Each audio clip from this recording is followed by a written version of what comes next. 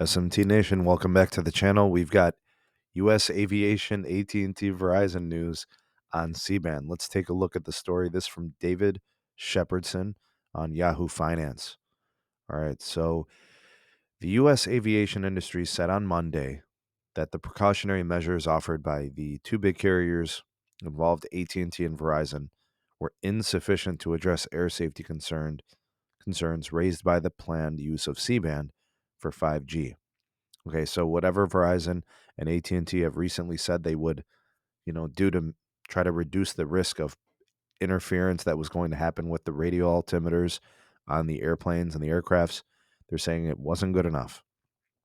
Airpa- Aerospace Industries Association said in a letter to the Federal Communications Commission chair, Jessica Rosenworcel, the plans are inadequate, far too narrow to ensure the safety and economic vitality of the aviation industry. So they're not going to accept the terms of AT&T and Verizon, which essentially are we're going to power down sites in and around airports, or I think potentially just not deploy C-band in those areas. So the FAA has raised concern about the interference, and that's been the holdup up to this point as to why Verizon and AT&T have agreed to hold off one full month before deploying. So instead of December 5th, as the FCC allowed them to, they said, okay, we'll delay it till January 5th. And then for those first 6 months, starting in January, they would power down the spectrum, right? So instead of putting it full power, they would reduce the power. The aviation proposal will provide additional safeguards in and around and on the approach to airports and heliports. So I'm guessing their rebuttal or their response to AT&T and Verizon's mitigation efforts, they're probably going to offer uh, some kind of a plan that's going to be a little bit stricter, I would assume. Again, I'm speculating. I don't know for sure. It says here that the FAA is expected as soon as Tuesday to issue two airworthiness directives highlighting safety issues that may arise from 5G interference. So they're going to be showing and proving that there is indeed risk, and then they're going to probably put together the things that they want to see AT&T and Verizon do, and they're going to try to force them to do it.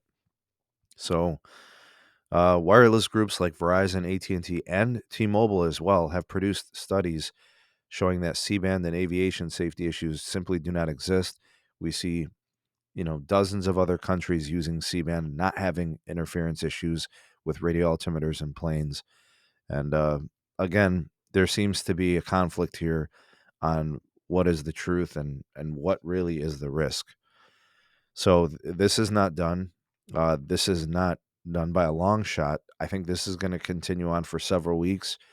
I would not expect anything within at least a few weeks before we know what Verizon and AT&T are going to come back and offer.